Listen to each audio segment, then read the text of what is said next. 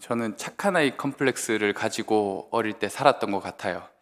그래서 어린 시절 누군가의 집에 가도 다리를 마음껏 뻗지 못하고 무릎을 꿇고 앉아 조용히 침묵을 지키는 그런 아이였습니다. 남들에게 혹시라도 신뢰가 될까봐, 다리를 뻗고 내 마음대로 편한 대로 행동하면 버릇 없어 보일까봐 그랬던 거죠. 저희 어머니도 주변 사람들에게 아이가 참 착하고 철이 일찍 든 것 같다, 이런 말을 듣고 좋아하시는 것 같아서 제가 더 그렇게 행동했던 것 같습니다. 이 착한 아이 컴플렉스의 가장 큰 단점이 무엇인 줄 아십니까? 이 못된 아이들을 미워하고 참아내지 못하는 거예요. 그 내면의 밑바닥에는 시기와 질투가 있습니다.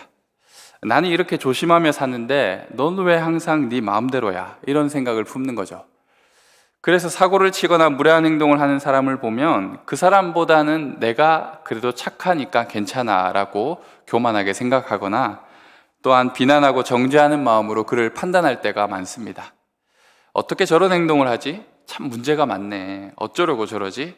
이건 이래야 되는데, 저건 저래야만 하는데, 나름대로의 기준이 강하게 세워지는 것이죠. 하지만 사실 아이는 그냥 자유로운 게 맞습니다. 주변을 의식하기보다 호기심으로 이것저것 만져보기도 하고, 그러다 사고도 치고 장난을 치며 낄낄대며 그렇게 걱정도 염려도 없이 노는 모습이 아이들의 모습이죠. 특히 사랑과 지지를 많이 받으며 자란 아이는 자기 자신을 표현하는 것에 대해서 주저함이 없습니다. 여러분, 아이들이 왜 동화나 애니메이션에서 조금 어둡고 자기 멋대로인 캐릭터를 그렇게 좋아하는지 알고 계십니까? 자신의 욕망을 대신 투영할 수 있는 존재이기 때문이죠. 그렇게 하면 혼날 텐데, 큰일 날 텐데. 그런데 주인공은 시원하게 사고를 쳐버립니다. 이 무모한 도전과 가감한 행동을 하는 것들을 보면서 감정이입을 하는 거죠. 내가 직접 할 수는 없지만 그런 친구의 이야기를 통해서 감정이입을 하는 겁니다. 이 남에게 피해를 끼치지 말아야지, 엉뚱하거나 사람들이 당황해할 만한 일들은 하지 말아야지, 그렇게 사람들을 의식하며 살아왔던, 나를 감옥에 가두며 살아왔던 제가 예수님을 만나고 많이 바뀌었습니다. 주님을 통해 제가 크게 배운 것 하나는, 사랑은 부딪힘으로부터 시작된다라는 거였어요. 사랑은 부딪히면서 시작되더라고요. 존재와 존재가 단순히 만나는 것 정도가 아니라 서로 부딪혀서 어떤 균열이나 상처가 날 때 진짜 만남이 이루어진다라는 거예요. 알에서 나와야 하고 우리는 가면이 깨져야만 하는 것입니다.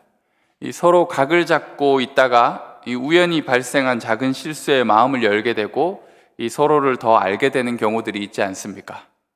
나의 흔적을 그에게 남기고 그의 흔적이 나에게 남을 때 서로가 서로에게 의미를 가지게 되는 것이죠. 단순히 서로 싸워야 친해진다는 그런 의미 정도가 아니라 서로의 허물과 상처, 어리숙함, 연약함들을 보게 될 때 상대방이 진짜 어떤 사람인지 드디어 알게 되는 것입니다. 부딪히지 않고서는 그의 아픔과 그림자를 볼 수가 없는 것입니다. 이 성경에는 예수님께 부딪혀온 상처 입은 사람들이 참 많았습니다. 예수님께 마치 돌진하듯이 찾아온 사람들이 참 많았습니다.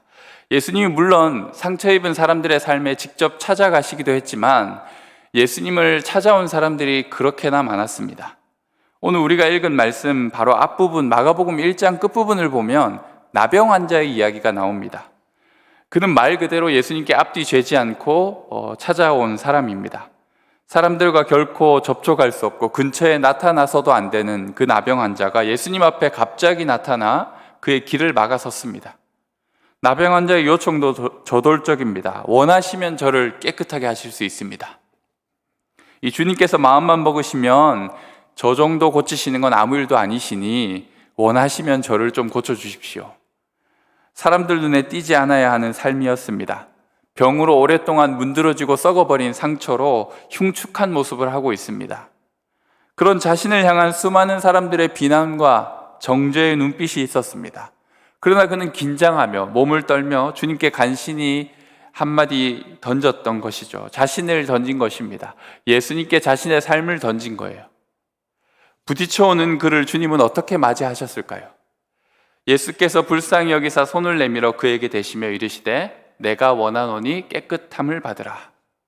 예수님 먼저 그를 불쌍히 여기셨습니다. 예수님을 찾아오는, 예수님께 부딪혀오는 많은 이들을 예수님은 그렇게 보셨습니다. 불쌍히 여기셨습니다.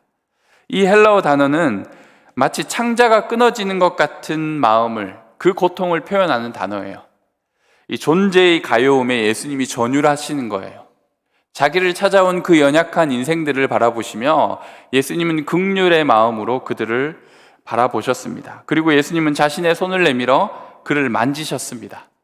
가장 부정하다고 알려진 사람의 돌발적인 접근에 가장 정결하시고 깨끗하신 하나님의 아들 예수 그리스도께서 그를 터치하시고 만져주셨어요. 그리고 나도 네가 낫기를 원한다 라고 말씀하셨습니다.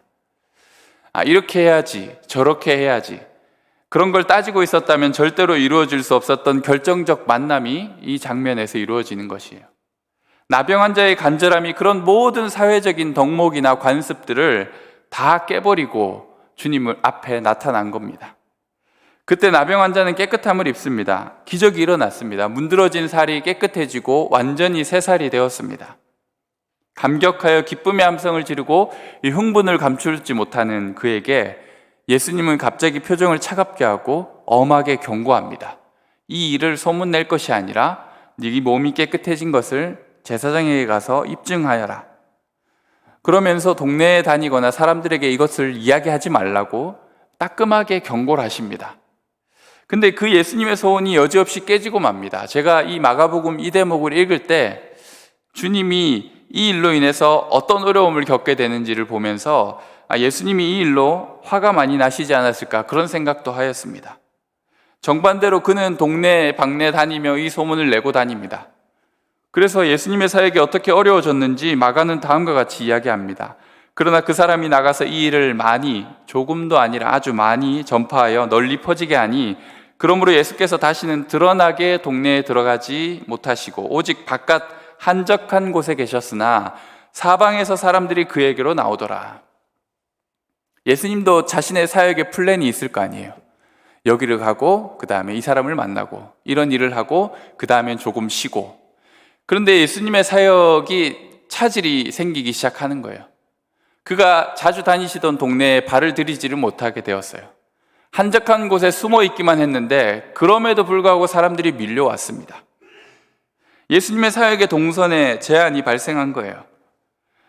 예수님의 입장에서 좀 화가 나지 않으셨을까? 그렇게 단단히 일렀는데, 경고하고 부탁했는데 동네방네 다니며 소문까지 내버려서 자신의 사역을 방해한 것입니다.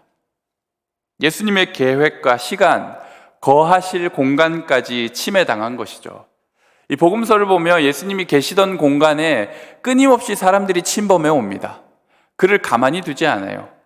예수님의 시간이 예수님의 시간이 아니에요. 사람들이 끊임없이 그의 시간을 방해합니다. 그의 계획을 방해합니다. 그 일의 연장선이 오늘 본문입니다. 그 나병 환자가 소문을 내고 난 이후에 수일 후에 예수께서 다시 가버나움에 들어가시니 집에 계시다는 소문이 들린지라 많은 사람이 모여서 문 앞까지도 들어설 자리가 없게 되었는데, 저는 복음서를 읽으면서 예수님의 MBTI가 아주 철저한 계획성 J100이었다면 매일매일이 엄청난 스트레스 아니었을까, 그런 생각을 잠깐 해보았습니다. 계획을 세운 일정대로 된 적이 없는 거예요.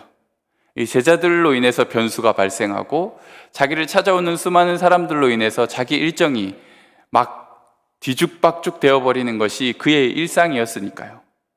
여기서 끼어들고 저기서 끼어들고 수많은 사람들이 우르르 몰려오고, 어떤 이들은 뒤에서 옷을 잡아당기고, 어떤 이는 자기 딸을 살려달라고 집까지 같이 가자고 하고, 순수한 예수님의 계획이 과연 한 번이라도 실행된 적이 있었을까? 그분의 시간과 계획에 침투해 들어오는 사람이 너무나도 많았다라는 거예요. 나병 환자도 그런 사람 중 하나였을 거예요.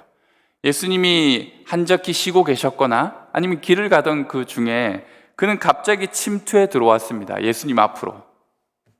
오늘 본문도 마찬가지예요. 말씀을 전하고 계신 그분 머리 위로 천장을 뜯고 환자를 내리는 거예요. 천장을 뜯고 환자를 예수님 앞에 내리는 상황. 그러니 말 다 했죠.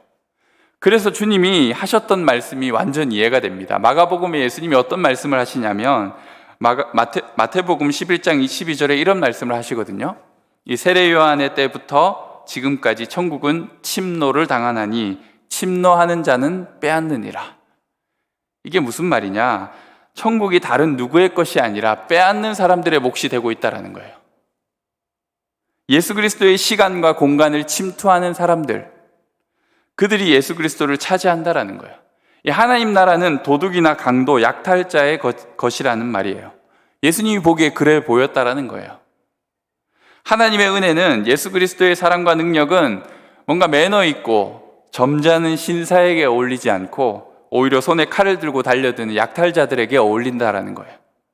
몰려드는 병자들, 지독히 가난한, 그래야 억세고 드센 이들, 사람들의 눈총을 받는 죄인과 세리, 그리고 몸을 파는 여인들, 누가 예수를 차지합니까? 바로 그들이 예수님을 차지하는 거예요. 그들은 천국을 약탈하는 사람들이에요. 예수님은 지금 이 말을 누구 보고 들으라고 하는 말이었을까요? 뒤에 서서 구경하며 점잔 떨고 있는 이들에게 말하는 거예요. 그렇게 멋부리고 서 있다가 너희에게 남는 거 없다. 얼른 움직여. 약탈자들이 몰려오고 있잖아. 하나님의 은혜, 본물같이 터지는 이 은혜를 차지하려고 수많은 사람들이 몰려오고 있다는 거예요. 너 그렇게 가만히 있을 거야? 오늘 예배의 자리에서도 주님은 그런 이들을 향해 말씀하고 계신지 모릅니다. 예수님을 어느 정도 거리에서 부딪힘 없이 구경만 하려고 하는 자들에게 주님은 오늘 동일한 이야기를 하고 계시지 않을까요? 천국은 빼앗는 자들의 것이다. 약탈자들의 것이 될 것이다. 몰려온 약탈자들이 착한가요? 그들이 지혜로운가요? 전혀 그렇지 않습니다. 자기밖에 모르는 욕심쟁이들이고요. 선하고 악한 것을 분별하지도 못하는 어리석은 사람들이에요. 하나님의 뜻이나 말씀을 제대로 배운 적도 없는 사람들입니다. 그들은 어쩌면 자기 마음대로 행동해서 예수님의 이름에 먹칠을 하는 사람인지도 몰라요. 그분의 사역에 방해를 일으키는 사람들이에요. 오늘 우리가 함께 본 나병 환자처럼 말이에요. 자기 치유에만 관심이 있고 예수님의 부탁에는 관심이 없어요. 예수님의 표현대로 그들은 도둑이고 강도입니다. 은혜의 약탈꾼들이죠. 주님을 가만히 놔두지 않는 사람들입니다. 그런데 놀라운 것은 이게 하나님 나라의 법칙이라는 거예요. 예수님이 이것이 공공연히 하나님 나라가 이루어지는 방식이 바로 이러하다라고 우리에게 말씀하고 계신 거예요. 예수 그리스도의 사역의 원칙이 바로 그러했다라는 거예요. 그분은 그렇게 자신을 약탈자들에게 내어주기를 원했다라는 거예요. 자기 시간과 공간, 계획과 일정을 사람들에게 그냥 내어주신 거예요. 너무 이기적인 거 아니야? 그것마저 허용하셨어요. 너무 예의가 없는 거 아니야? 그것도 참으셨어요. 하나님의 말씀에 위배되는 거 아니야? 주님은 다 받아주셨어요. 왜 그랬을까요?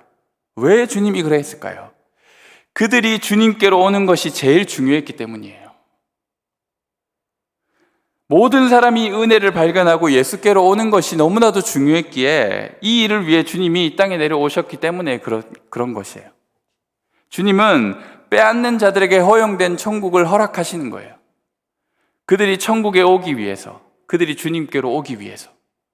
이것이 바로 하나님의 구원 계획의 실체라는 겁니다. 예수님이 동네에 오셨다는 소문을 들은 어떤 사람들은 자신이 귀하게 아끼던 사람, 중풍병자를 침상에 메어서 예수님이 계시던 집 앞까지 데려왔습니다. 너무 많은 사람들이 예수님께 몰려와 있어서 안이나 밖이나 문전성시를 이룹니다. 그래서 그들이 어떻게 해야 예수님께 갈 수 있을까?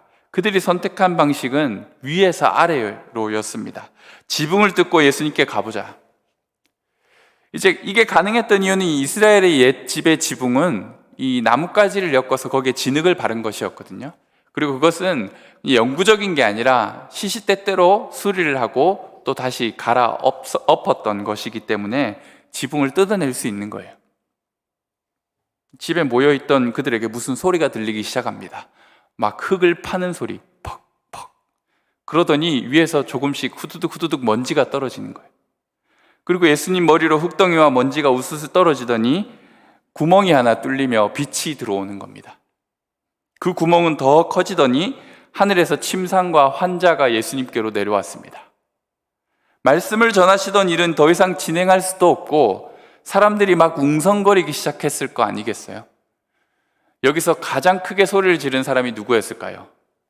그 집 주인이겠죠. 지금 뭐 하는 거예요? 제정신이에요? 남의 지붕을 왜 뜯는 거예요? 라고 막 소리치지 않았을까요? 그렇게 한바탕 소동이 지나고 혈색이 아주 좋지 못한 중풍병자가 침상에 누운 채로 내려오고 지붕 위에서는 이 거친 숨을 내쉬며 땀을 비워도 들리는 그의 친구들의 얼굴이 보였습니다. 그들은 민망한 미소를 지으며 예수님을 바라보았겠죠. 일은 이미 저질렀고 이에 대하여 예수님이 어떻게 반응하실런지 긴장하며 보고 있었는지도 모릅니다.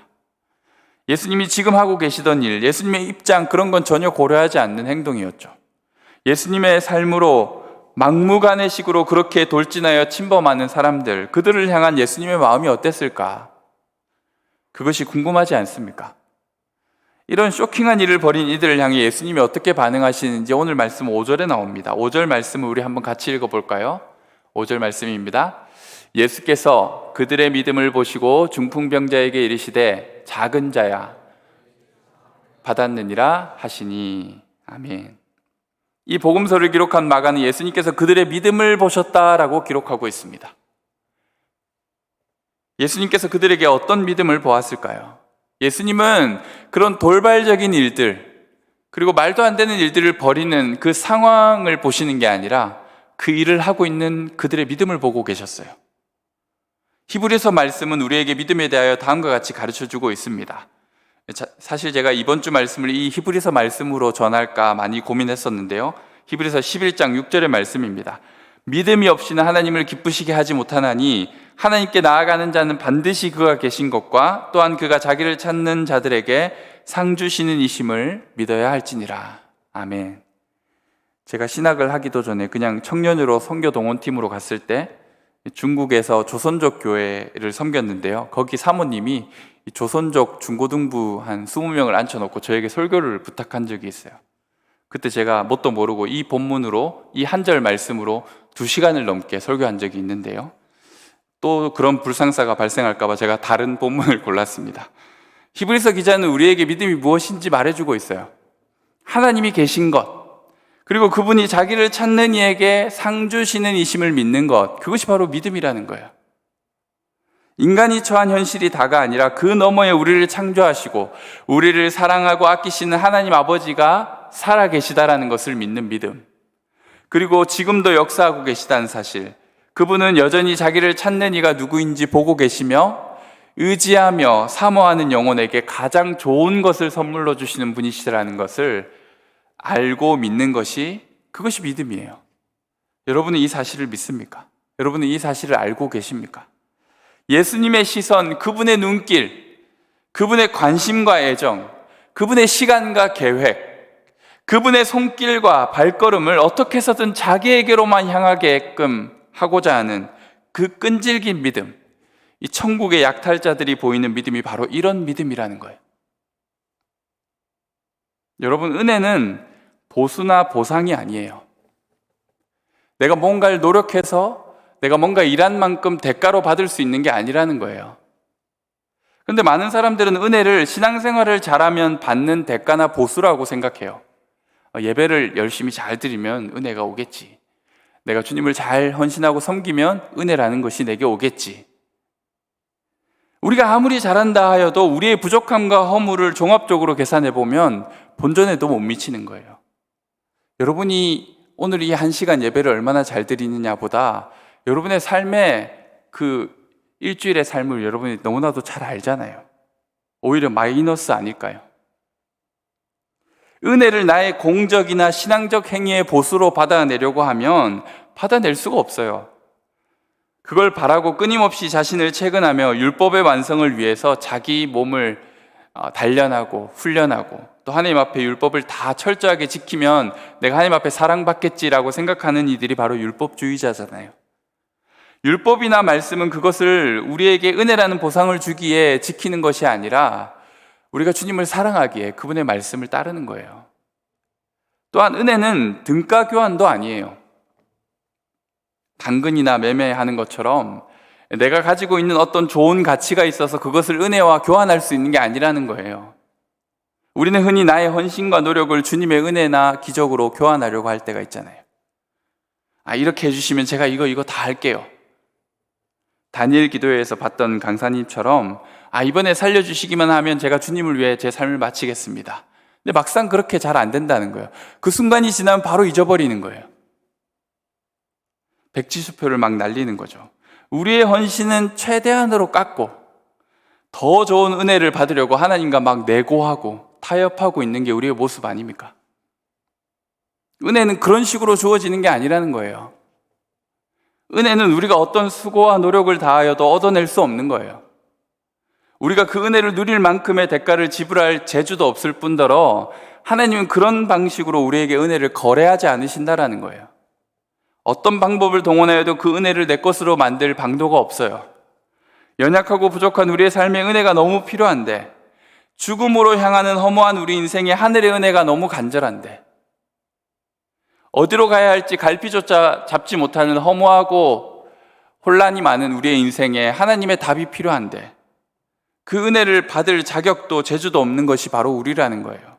아니, 은혜는 고사하고 하나님을 대적하고 하나님께서 싫어하시는 일만 하며 살아가는 죄인 아닙니까, 우리가? 심판과 형벌 앞에 서야만 하는 죄인들 아닙니까? 여러분, 너무 가지고 싶은데 가질 수 없으면 어떻게 합니까? 뺏어야죠. 뺏는 것 말고 방법이 없어요. 강탈하는 거죠. 이 뭔가 도벽이 있어서가 아니라 자기가 너무 좋아하고 아끼고 정말 매료되다시피 좋아하는 것을 한참 동안 쳐다보고 있으면 어느 순간 자기도 모르게 그것을 자기 가방에 넣고 있는 자기를 발견할 때가 있는 거예요. 간절히 원하다 보면 빼앗아서라도 그것이 내 것이 되었으면 하는 바람이 생기는 거죠. 천국은 침노하는 자의 것이라고 예수님이 말씀하셨어요. 지난주에 우리는 천국에 대한 말씀을 나누었습니다. 완전히 새로운 그 나라가 믿는 자에게 찾아온다라고 얘기했어요. 여러분은 얼마나 천국을 사모하고 원하십니까? 제가 지난주에 천국에 대한 찬양이 예전엔 참 많았는데 지금 없어졌다라고 얘기했잖아요. 예전에 우리의 어른들은 그 천국을 정말 자신의 것으로 가지고 싶었던 믿음의 선배들이 참 많았던 것 같아요. 여러분은 그분이 베푸실, 예수님이 베푸실 은혜를 얼마나 사모하고 계세요? 앞뒤 재지 않고 무례하게 뛰어들어서라도 그분의 관심을 자기에게로만 돌리고자 하는 그 수많은 사람들처럼 여러분은 얼마나 주님을 원하고 계세요? 다윗의 자손 예수여 나를 불쌍히 여겨주소서. 사람들이 말리고 조용히 하라고 그렇게 소리를 질러도 아랑곳하지 않고 온 세상이 떠나가라 소리를 질렀던 맹인 바디메오처럼 여러분은 얼마나 주님께 간절하십니까? 주님께로 가는 길이 벽으로 막혔다면 그 벽을 부숴야겠다. 천장으로 막혔다면 지붕을 뜯어버려야겠다.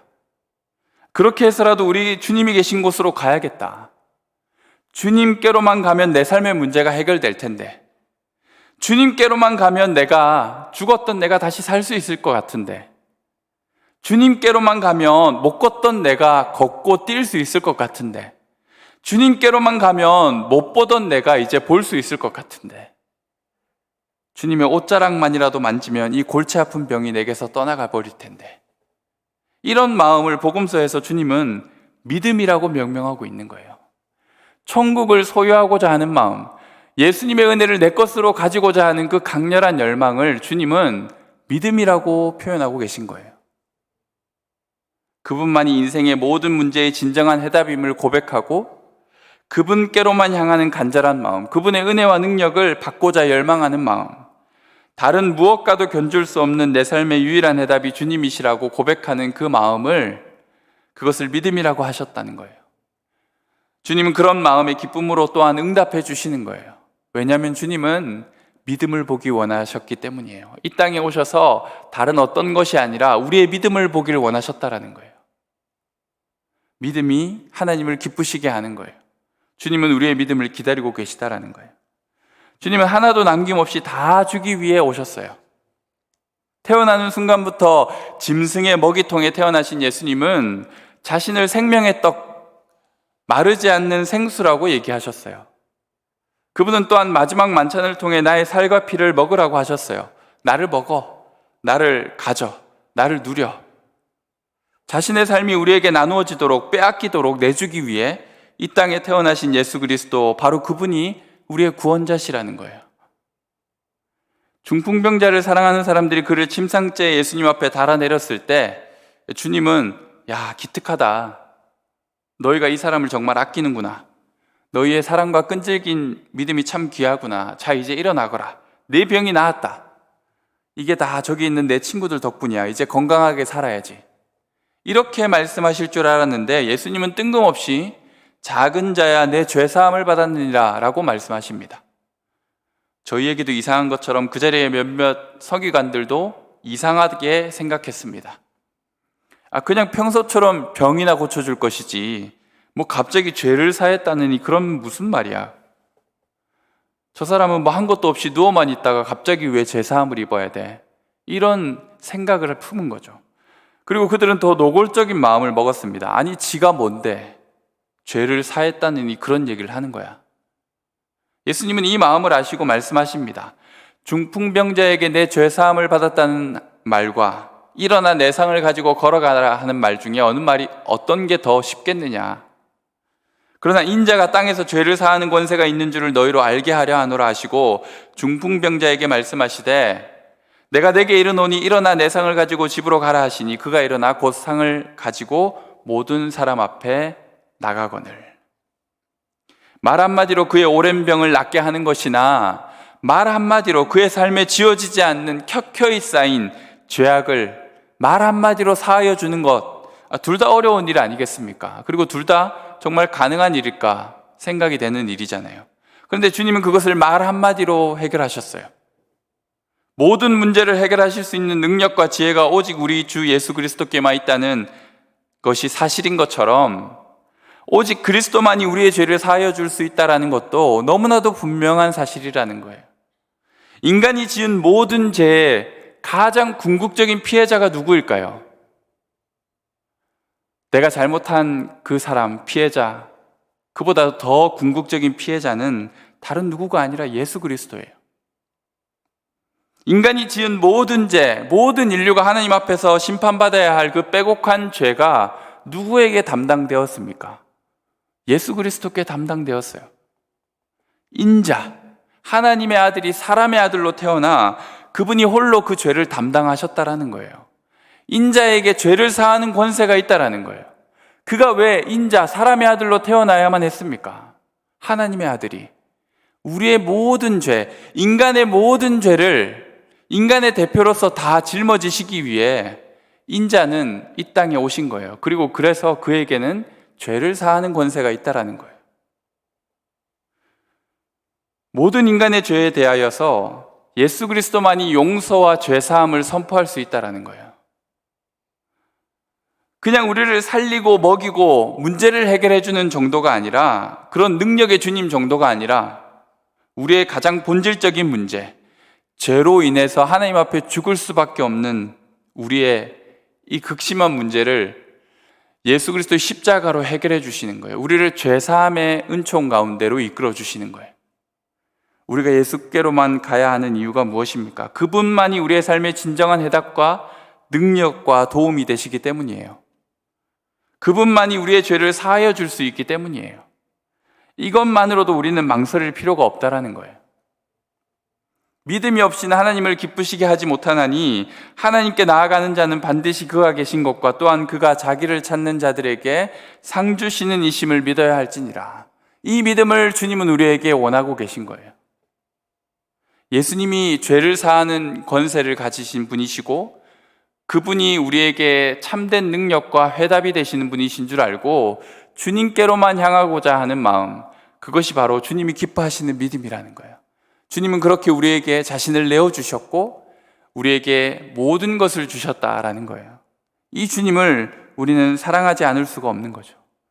우리는 이 주님을 믿을 수밖에 없는 거예요.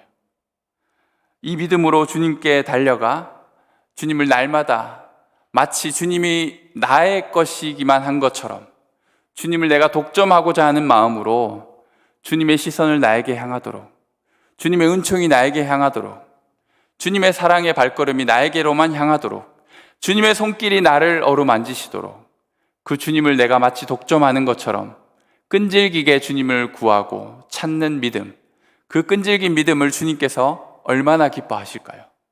우리 청년들의 믿음을 통하여서 주님이 여러분의 삶에 역사하시고, 또 주님께서 우리에게 말씀하신 대로 천국은 침노하는 자의 것이라고 하였으니, 우리 또한 이 복음서에 나오는 수많은 약탈자들처럼 우리에게 베푸신 그 풍성한 잔치를 누리고 맛보는 그런 주님의 사람들이 되었으면 좋겠습니다.